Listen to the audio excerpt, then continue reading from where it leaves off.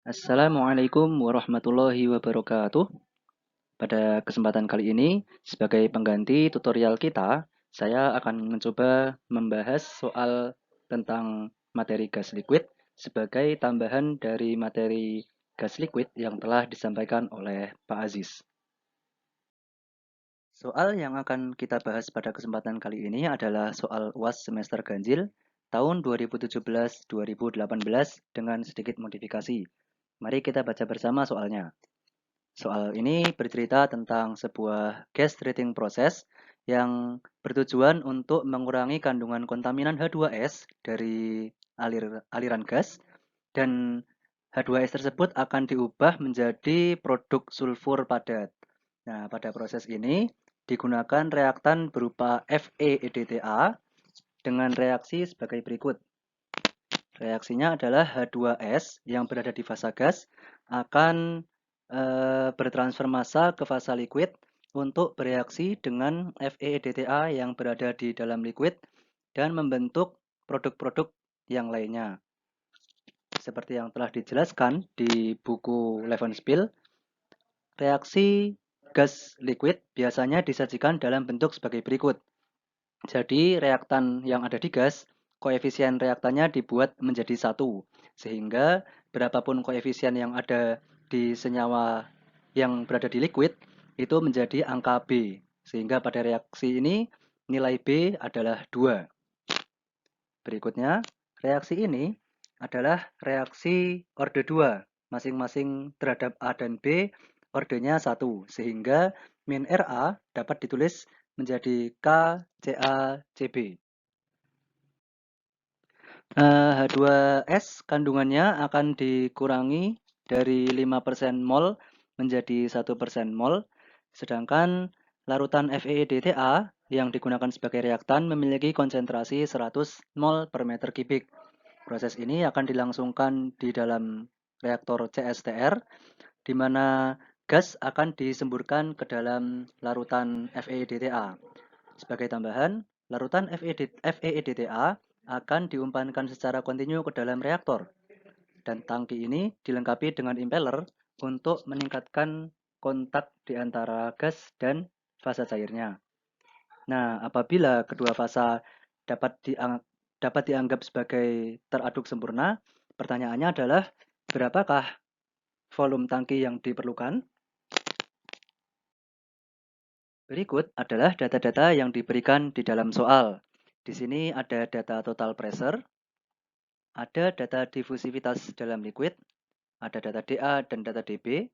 Berikutnya ada koefisien transport H2S, di liquid ada KAL, dan di gas ada KAG.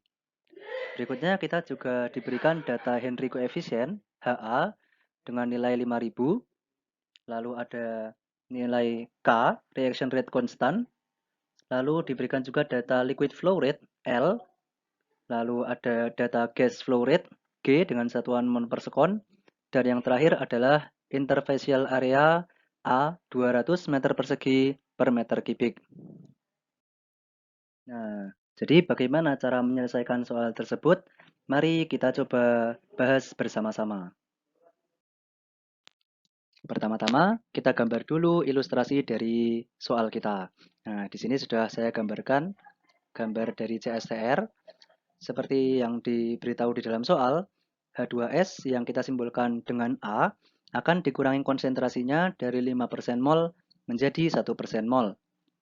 Berikutnya, FeEDTA dengan konsentrasi 100 mol per meter kubik digunakan sebagai reaktan dan di sini Cb out-nya masih belum diketahui ya. Nah, dari data yang sudah diketahui, ditanyakan berapa volume reaktornya. Nah, untuk mengerjakan soal ini, seperti yang sudah saya jelaskan di tutorial kita, kita tidak pernah terlepas dari yang namanya design equation dan rate equation. Untuk design equation di materi gas liquid bisa dilihat di halaman 546 di buku Levenspiel. Nah, ini adalah persamaan yang tercantum di buku tersebut. Nanti akan kita bahas lebih lanjut. Tetapi sekarang kita akan lebih berfokus terlebih dahulu ke rate equation-nya. Di buku Levenspiel, rate equation untuk reaksi gas liquid ditampilkan dengan dua jenis. Yang pertama yaitu general rate equation, yang kedua rate equation yang bentuknya tergantung dari setiap kasus yang berbeda-beda. Nah, untuk general rate equation, teman-teman bisa melihat di halaman 529 yang persamaannya seperti saya tampilkan berikut ini. Di sini ada minus RA 4 aksen sama dengan 1 dibagi tahanan film gas, ditambah tahanan film cair, dan ditambah tahanan dari liquid bulk dikalikan dengan PA. Nah, sedangkan untuk rate equation yang tergantung setiap kasusnya, di Levenspiel ada disajikan 8 kasus, kasus A sampai kasus G. Nah, ini sebagai contohnya, untuk kasus A, ini adalah kasus ketika reaksinya adalah reaksi yang instantaneous. Jadi, reaksinya itu sangat cepat sekali. Dan jika reaksinya instantaneous plus dengan syarat KAG-PA lebih besar daripada KPL-CB per B, maka minus RA double aksen adalah sebagai berikut ini. Contoh berikutnya adalah kasus C. Reaksinya adalah reaksi yang cepat, bukan instantaneous, tapi cepat, dan konsentrasi B-nya rendah. Nah, dengan kasus C, maka minus RA 4 aksennya jadi seperti ini. Berikutnya, di sana masih ada kasus-kasus yang lainnya. Nanti bisa dilihat sendiri di halaman 531 sampai 533. Akan tetapi karena reaksinya ada banyak macam, maka kita tentunya akan banyak menghafal. Oleh karena itu, saya sendiri merekomendasikan kita semua untuk lebih memperdalam konsep general rate equation karena kasus apapun kita bisa menggunakan general rate equation ini untuk menyelesaikan soal. Nah, sekarang kita perdalam dulu general rate equation kita. Di sini kita lihat ada besaran yang sangat banyak dan mungkin terlihat rumit ya teman-teman. Nah, tapi kita tidak perlu pusing dengan melihat persamaan ini karena besaran-besaran yang berupa resistance ini nantinya akan berupa angka. Bisa kita lihat di tabel data yang telah diberikan di dalam soal. Di sini kita lihat KAG kita sudah punya datanya. Lalu A angkanya juga sudah ada, KAL angkanya juga sudah ada, HA juga sudah ada, lalu K pun juga sudah ada. Nah, yang di sini belum ada mungkin nilai E dan FL ya. Akan tetapi nanti ini akan dibahas lebih lanjut di slide yang akan menyusul. Tapi pada intinya semua besaran resistance ini nanti akan berupa angka. Sehingga ketika kita sudah tahu semua angkanya, rate equation kita itu bentuknya menjadi sederhana, menjadi minus RA 4 aksen sama dengan sebuah konstanta dikalikan dengan PA. Dengan konstantanya sendiri sudah bisa kita hitung. Nah, lalu bagaimana cara menghitungnya? Mari kita coba hitung bersama. Langkah pertama, tugas kita adalah mencari nilai E yang ada pada tahanan liquid. Yang ini ya. Nah, bagaimana cara menghitung nilai E-nya? Kita harus menggunakan diagram yang ada pada halaman 530 di buku Levenspiel.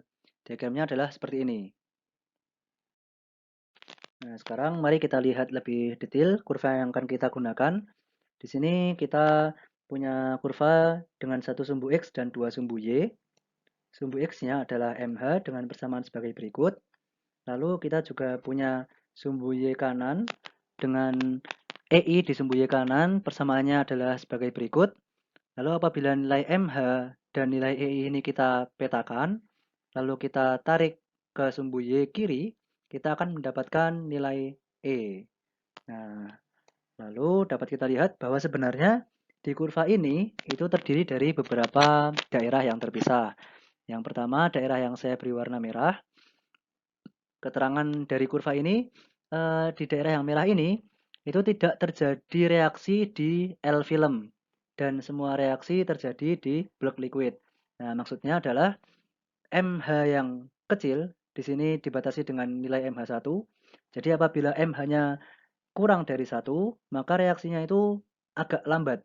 Jadi karena lambat, reaksinya terjadi tidak di liquid film, akan tetapi terjadi di bulk liquid. Nah, di daerah yang merah ini sendiri, kita lihat ada yang kurva melengkung ini dibatasi dengan nilai MH 0,3 sampai 1. Jadi di rentang yang ini, kita bisa lihat bahwa nilai E itu sama dengan 1 plus MH kuadrat per 3. Jadi kita sudah tidak perlu menghitung nilai EI lagi apabila kita mendapatkan nilai MH-nya berada di antara 0,3 sampai 1. Itu langsung dipetakan saja gunakan nilai ini. Jadi E-nya langsung sama dengan 1 plus MH kuadrat per 3. Sedangkan apabila MH-nya kurang dari 0,3, maka nilai E itu sama dengan garis lurus ini. Jadi jika dipetakan, nilai ini adalah E sama dengan 1. Daerah berikutnya adalah daerah yang kedua yang saya beri warna hijau.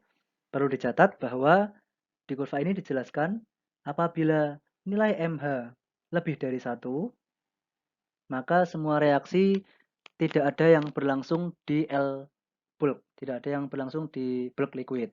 Sehingga semua reaksi itu berlangsung di film liquid saja. Nah, di daerah 2 ini dapat kita lihat keterangannya, reaksi yang terjadi adalah pseudo first order reaction di gas liquid interface. Daerah yang ketiga saya beri warna oranye. Di sini yang terjadi adalah fast second order reaction di liquid film. Sedangkan daerah yang terakhir adalah daerah yang saya beri warna biru. Di sini yang terjadi adalah instantaneous reaction di permukaan liquid film.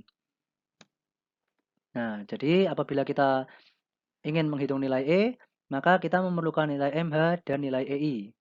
Oleh karena itu, pertama tugas kita adalah menghitung nilai MH.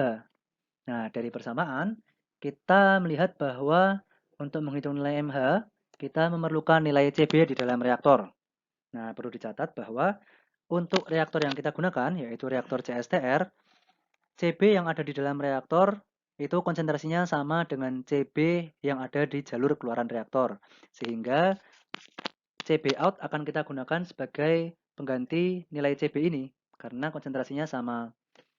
Nah, untuk menghitung CB out, kita dapat menggunakan overall mole balance di dalam reaktor yang telah saya tampilkan tadi persamaannya.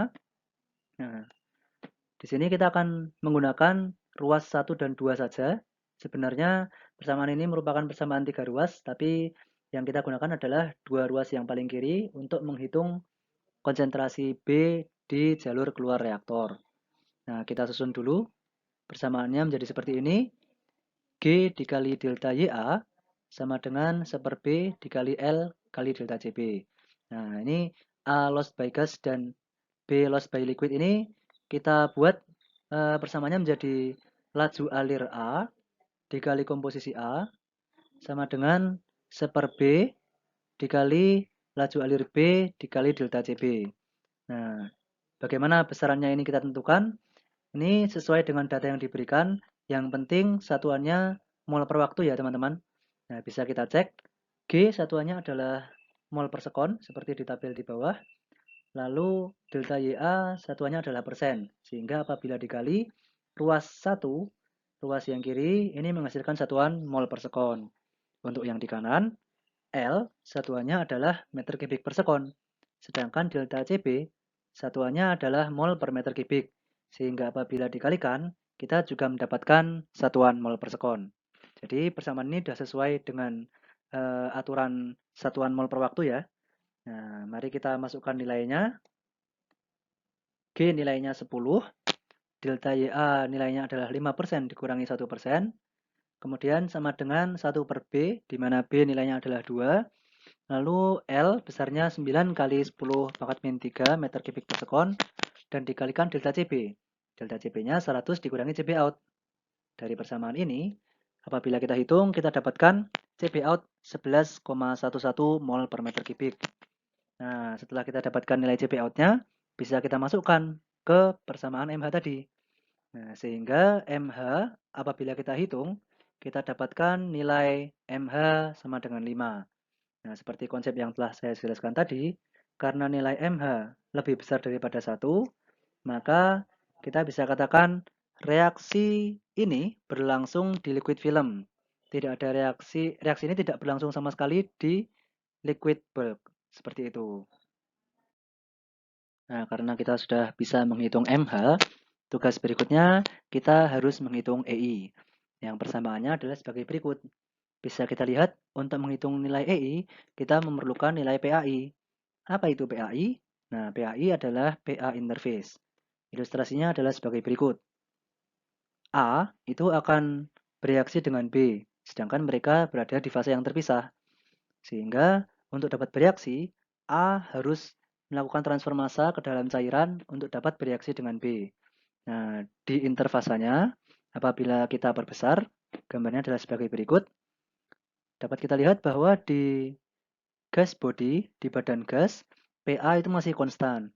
Lalu, dia harus melewati tahanan berupa film gas, di mana di situ PA akan mengalami gradien, akan mengalami penurunan, sehingga di interfasa gas dan cair, nilai PA akan kita sebut sebagai PAI, yaitu PA interface. Nilai PAI ini akan mengalami kesetimbangan dengan CA interface, yaitu CAI dengan persamaan yang tertera di atas, yaitu PAI sama dengan HA dikali CAI. Nah, CAI ini kemudian juga akan mengalami gradien konsentrasi sampai di akhir liquid film. Lalu di liquid body, di liquid bulk, CA sudah konstan. Nah, di sini saya buat garis bilangan. Yang garis bilangan ini mencerminkan besarnya tahanan film gas. Seperti kita lihat, PAI tadi merupakan fungsi dari tahanan gas film. Jadi, apabila tahanan gas filmnya kecil atau dapat diabaikan, ilustrasinya menjadi seperti ini. Nah, di sini digambarkan gas filmnya itu lebih tipis dibandingkan liquid film. Maksudnya tahanannya gas film itu sangat kecil seperti itu. Nah, apabila tahanan gas film itu kecil dapat diabaikan, maka nilai PAI itu akan sama dengan PA. Jadi di dalam gas film tidak terjadi penurunan PA. Nah, hal ini bisa terjadi apabila mungkin gasnya murni atau pencampuran di fasa gas itu sangat baik, seperti itu. Nah, ini adalah nilai PAI yang paling tinggi, yaitu sama dengan PA. Berikutnya, ekstrim kanan adalah ada apabila tahanan film gas itu besar sekali atau mengontrol laju reaksi. Nah, di sini diilustrasikan film gasnya jauh lebih tebal dibandingkan film cairnya ya. Nah, karena ketebalan film gas yang sangat tebal ini, maka PA gradiennya jadi semakin besar. Sehingga jika tahanan di gas film ini sangat besar, PAI akan mencapai nilai 0, seperti itu. Nah, sedangkan di antara keduanya, di tengah-tengah itu adalah apabila porsi tahanan di antara gas film dan liquid film relatif seimbang. Sehingga nanti PAI-nya berada di antara nilai sama dengan PA atau sama dengan 0. Nah, ini PAI sendiri itu merupakan besar yang tidak bisa kita ukur. Oleh karena itu, PAI itu harus ditebak dan dihitung. Nah, lalu berapa nilai PAI yang harus kita gunakan untuk menghitung nilai EI? Nah, di sini saya tampilkan algoritma untuk menebak PAI.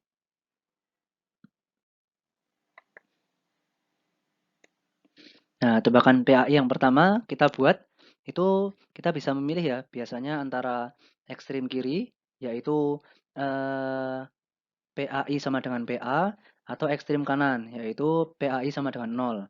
Nah, akan tetapi tebakan PAI ini itu membawa konsekuensi asumsi. Jadi apabila kita mengambil tebakan PAI sama dengan PA, maka kita juga secara otomatis mengasumsikan bahwa tahanan film gas itu sangat kecil atau dapat diabaikan. Sedangkan apabila kita mengambil tebakan PAI sama dengan 0, maka secara otomatis kita juga mengambil asumsi bahwa tahanan film gas itu sangat besar sekali atau tahanan film gas itu mengontrol laju reaksi. Nah, tebakan awal PAI kita ini kita masukkan ke persamaan EI kita ini.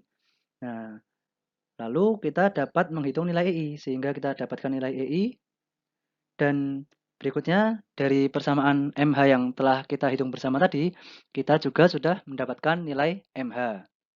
Karena kita sudah mendapatkan kedua nilai tersebut, apabila kita korelasikan ke diagram perhitungan nilai E yang telah saya jelaskan di slide sebelumnya, maka kita akan mendapatkan nilai E. Nah, lalu apakah nilai E ini sudah benar atau belum? Kita perlu cek teman-teman. Nah, bagaimana cara mengeceknya? Dari nilai E ini kita kembalikan ke persamaan minus RA tadi.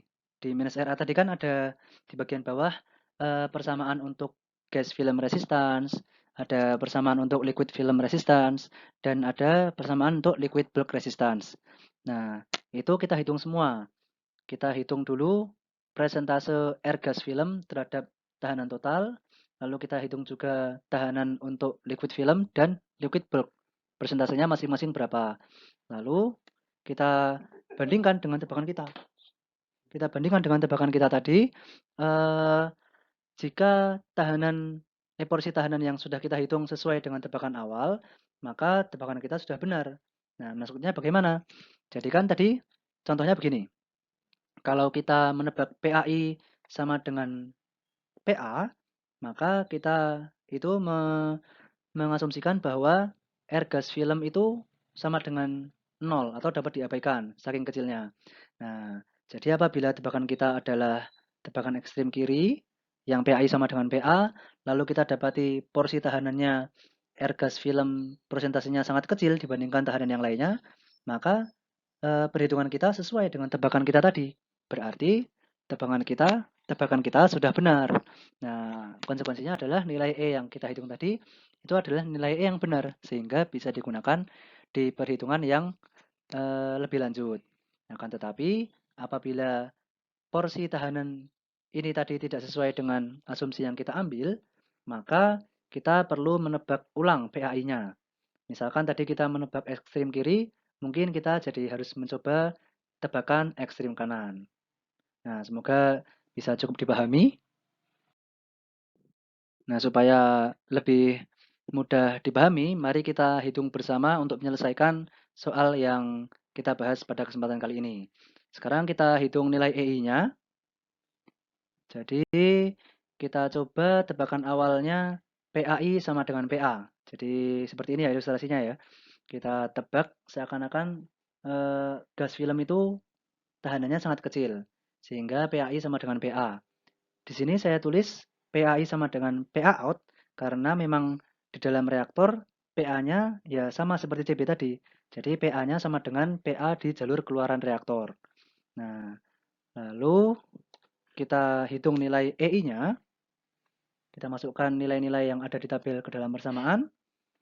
DB sama dengan 5 kali 10 pangkat minus 9. CB sama dengan 11,11. HA sama dengan 5000. Lalu kita punya nilai B kecil sama dengan 2. Lalu dikalikan dengan 2,5 kali 10 pangkat minus 9. Itu adalah nilai DA. Dan PAI-nya kita sama dengan kan nilai PA out. Di mana PA out itu sama dengan YA out dikali P tot. Di soal tadi kita sudah membaca bersama bahwa nilai YA out adalah 1%. Sedangkan P tot diberikan di tabel senilai 101.325 Pascal. Nah, dari perhitungan didapatkan EI sama dengan 14,7. Jadi kita juga sudah menghitung nilai MH, yaitu didapatkan sebesar 5. Nah, karena kita sudah mendapatkan nilai EI dan MH, mari kita coba menghitung nilai nilai E-nya. Nah, kita lihat di kurva yang ini, nilai MH itu sama dengan 5. Mari kita baca, di sini ada angka 1, di sini 2, sini 3, 4, dan di sini 5. Jadi nilai MH ada di titik ini, kita beri tanda. Kemudian di sumbu kanan, di sini ada EI sama dengan 10, dan di sini ada EI sama dengan 20. Maka karena nilai EI kita 14,7, mendekati 15, pasti ada di antara nilai 10 dan 20. Nah, kita beri tanda di situ. Lalu apabila nilai MH dan nilai EI ini kita petakan sesuai pola kurvanya, dia akan bertemu di titik ini. Nah, titik ini kemudian kita tarik garis ke arah sumbu Y kiri dan ketemu di titik yang ini. Kita baca ini 1, ini 2, ini 3, dan ini 4. Nah, jadi E yang kita hasilkan dari perhitungan kita adalah sama dengan 4. Nah, karena kita sudah mendapatkan nilai E, kita bisa menghitung tahanan dari masing-masing tahap. Jadi di sini kita lihat bahwa dengan nilai E yang 4 tadi, nilai E sama dengan 4, artinya reaksi hanya berlangsung di liquid film resistance, atau bisa dikatakan reaksi tidak terjadi sama sekali di liquid bulk resistance, di liquid bulk, sehingga tahanan liquid bulk dapat kita coret. Nah, sehingga kita hanya perlu menghitung tahanan film gas dan tahanan film liquid. Mari kita hitung. Untuk tahanan film gas sama dengan 1/KAGA, yang jika kita hitung akan menghasilkan nilai 83,33. Berikutnya untuk tahanan film cair, persamaannya adalah HA dibagi KALA dikali E, yang E-nya sudah kita dapatkan tadi. Apabila dihitung, dihasilkan nilai 62.500. Yang apabila di total kedua tahanan tersebut didapatkan nilai 625.000, maksud saya 62.583,33. Nah, lalu tahapan berikutnya adalah kita menghitung persentase tahanan masing-masing tahap. Nah, apabila kita bandingkan tahanan film gas dan liquid film terhadap tahanan total, kita dapatkan ternyata perannya tahanan film gas itu hanya 0,13%, teman-teman. Dibandingkan dengan tahanan film liquid yang perannya 99,87%, ternyata kita bisa mengatakan bahwa tahanan film gas itu dapat diabaikan saking kecilnya karena mendekati 0 ya. Nah, jadi tebakan kita tadi sudah sesuai karena tadi kita menebak bahwa PAI sama dengan PA, yang itu artinya adalah tahanan film gas itu sangat kecil. Nah, oleh karena itu nilai E yang kita dapatkan, yaitu E sama dengan 4, adalah tebakan yang benar. Nah, oleh karena itu sekarang kita bisa menghitung nilai minus Ra4 aksennya, yaitu sama dengan 1 dibagi tahanan film gas ditambah tahanan film cair. Apabila dihitung, sama dengan 1,598 dikali 10 pangkat minus 5 PA. Nah, karena kita sudah mendapatkan rate equation-nya, sekarang kita berlanjut ke design equation untuk menghitung berapa volume reaktornya. Nah, seperti yang sudah saya tampilkan tadi, sekali lagi, di sini kita tidak perlu merasa bingung dengan besaran-besaran yang ditampilkan di buku. Karena mungkin kita tidak memiliki FG, kita tidak memiliki XB. Nah, jadi pada intinya persamaannya adalah ini flow A dikali selisih komposisi A sama dengan flow B dikali komposisi B, selisih komposisi B dikali 1/B sama dengan laju reaksi A dikali volume reaktor. Seperti itu ya. Yang pasti harus kita pastikan bahwa semua ruas berada dalam satuan mol per waktu. Nah, sekarang kita susun persamaannya untuk menghitung volume reaktor. Karena kita ingin menghitung volume reaktor, maka sekarang kita gunakan ruas 1 dan ruas 3 dari persamaan ini. Sekarang kita susun yaitu flow A dikali selisih komposisi A sama dengan laju reaksi A dikali volume reaktor. Apabila kita tulis besarannya sebagai berikut, G dikali delta YA sama dengan minus RA 4 aksen dikali VR. Nah, di sini kita gunakannya tidak dVR dan tidak dYA ya. Tapi kita gunakan di sini delta YA dan VR. Kenapa? Karena kita menggunakan reaktor CSTR, bukan PFR. Nah, nanti apabila kita menggunakan PFR, di sini kita gunakan bukan delta YA tapi dYA, dan di bagian kanan volumenya dVR, bukan VR. Nah, karena kita CSTR, persamaannya menjadi seperti ini.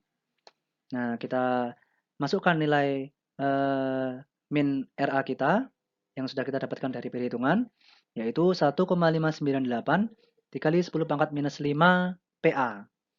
Nah, apabila kita masukkan nilai-nilai yang lainnya, maka kita dapatkan 10 dikali 5% dikurangi 1% sama dengan 1,598 dikali 10 pangkat minus 5 dikali PA out, di mana PA out-nya adalah 1% dikali P total, yaitu 1013,25 dikali VR.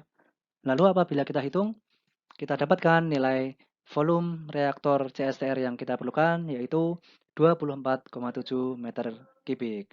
Nah, mudah bukan? Semoga tadi pengerjaannya bisa dipahami ya. Nah, untuk memperdalam pemahaman kita terkait dengan pengerjaan soal gas liquid ini, saya berikan sedikit tambahan dengan soal yang sama sebagai berikut. Nah, tadi kita mengerjakan soal dengan reaktor CSTR, di mana liquid yang masuk itu memiliki konsentrasi Cb in dan keluarannya adalah Cb out. Lalu gasnya memiliki konsentrasi Ya in yang masuk dan yang keluar adalah Ya out. Nah, untuk reaktor CSTR ini karakteristiknya adalah konsentrasi di dalam reaktor itu sama dengan konsentrasi keluarannya, sehingga Cb di dalam reaktor sama dengan Cb out dan konsentrasi Ya-nya di dalam reaktor sama dengan Ya out. Nah, sekarang silakan teman-teman mencoba untuk menghitung soal tadi, tapi reaktornya diganti dengan reaktor PFR. Nah, saya coba berikan petunjuk pengerjaannya. Nanti silakan dikerjakan sendiri. Jadi, bedanya reaktor PFR dengan CSTR ini, di sini kita memiliki gradien konsentrasi ya, tidak sama dengan CSTR. Jadi, kita memiliki kondisi 1 dan kondisi 2. Kenapa kok dipisahkan? Karena konsentrasi A dan B itu bervariasi sepanjang reaktor. Yang di atas kita punya CB in dan YA out, sedangkan di bawah kita punya CB out dan YA in. Nah, jadi CB ini dari atas ke bawah semakin berkurang, sedangkan YA itu dari bawah ke atas semakin berkurang. Nah, karena reaksi konsentrasinya berbeda-beda, maka nanti di atas dan di bawah kita akan memiliki nilai MH dan EI yang berbeda juga. Jadi di atas kita sebut kondisi 1, kita akan mendapatkan nilai MH1 dan EI1, sedangkan di bawah kita akan memiliki MH2 dan EI2 yang nilainya mungkin berbeda dengan nilai yang ada di kondisi top of reactor. Nah, karena MH dan EI-nya berbeda, maka nilai E-nya pun nanti akan berbeda. Jadi ada E1 yaitu E di atas reaktor dan ada E2 yang itu adalah E di bagian bawah reaktor. Lalu E yang mana yang akan kita pakai dalam perhitungan kita? Nah, kita bisa melakukan perhitungan dengan dua cara. Cara yang pertama adalah cara yang sederhana, yaitu tinggal kita rata-ratakan saja antara E yang atas, E1 dan E2. Sehingga kita asumsikan bahwa E itu seragam, yaitu rata-rata dari E1 dan E2. Nah, ini cara yang paling sederhana. Akan tapi siapa tahu kita diminta untuk menggunakan cara yang berikutnya, maka saya bahas sekalian. Cara yang kedua adalah cara numeris. Jadi kita pertama-tama susun persamaan CB sebagai fungsi YA dari mol balance. Nah, dari persamaan ini nanti kita dapatkan CB sama dengan sekian YA, seperti itu. Nah, lalu berikutnya kita susun persamaan MH dan EI sebagai fungsi dari CB. Nah, setelah itu kita buat tabel sebagai berikut. Di sini kita punya beberapa kolom. Yang pertama adalah kolom YA, yang berikutnya adalah kolom CB sebagai fungsi YA. Lalu kita punya MH dan EI sebagai fungsi CB, yang karena kita sudah punya MH dan EI, kita bisa gunakan untuk menghitung E, dan dari nilai E ini bisa kita gunakan untuk menghitung 1 per minus RA4 aksen. Nah, jadi untuk YA-nya sendiri nanti kita tentukan dengan interval yang tetap. Misalkan di contoh soal ini, YA ingin kita kurangi dari 5% ke 1%. Nah, jadi di sini YA0-nya kita buat di sini ada 5%, mungkin turun jadi 4,5%, lalu 4%, sampai YAN-nya 1%, seperti itu. Atau dibalik juga tidak apa-apa. Dari 1%, 1,5%, sampai ke 5%. Seperti itu juga boleh. Lalu dari YA yang sudah kita tentukan, kita hitung CB-nya dari persamaan yang didapat dari langkah 1 tadi. Nah, jadi CB ini bisa dihitung semua. Kemudian karena CB sudah didapatkan, MH bisa kita hitung semua. EI bisa kita hitung semua. Lalu dari masing-masing nilai pasangan MH dan EI, kita hitung nilai E-nya. Jadi tabelnya terisi di bagian sini. E-nya sudah terisi semua. Terakhir kita hitung nilai 1 per minus RA4 aksennya. Nah, seperti itu ya. Jadi sekarang karena tabelnya sudah terisi semua, kita bisa menghitung volume reaktornya. Nah, kita susun design equation-nya sebagai fungsi dari DYA. Jadi ini sama dengan yang CSTR tadi, tapi kita gunakan di sini diferensial. Bukan karena kita menggunakan ini ya, elemen volume. Di sini G kali DYA sama dengan minus RA4 aksen dikali DVR. Nah, apabila kita susun ulang, kita dapatkan persamaan VR sama dengan G dikali integral dari 1 per minus RA4 aksen dikali DYA. Nah, yang ini itu bisa kita integrasikan secara numeris dengan metode trapezoidal atau Simpson rule. Ini sumbu X-nya dan ini adalah sumbu Y-nya. Sehingga nanti kita bisa gunakan metode trapezoidal atau Simpson rule untuk mendapatkan hasil integrasi ini. Dan apabila kita kalikan hasil integrasi ini dengan nilai G, maka kita akan mendapatkan volume reaktor PFR. Nah, mudah bukan? Nah, semoga penjelasan saya tadi cukup memahamkan. Selamat mengerjakan soal tambahan dari saya tadi. Apabila dari teman-teman ada yang ingin ditanyakan, teman-teman bisa mengontak saya di nomor WhatsApp ini atau mengirimkan email ke email yang tertera di sini. Nah, terima kasih atas perhatiannya. Teman-teman juga boleh memberikan saran apabila ada yang perlu diperbaiki. Wassalamualaikum warahmatullahi wabarakatuh.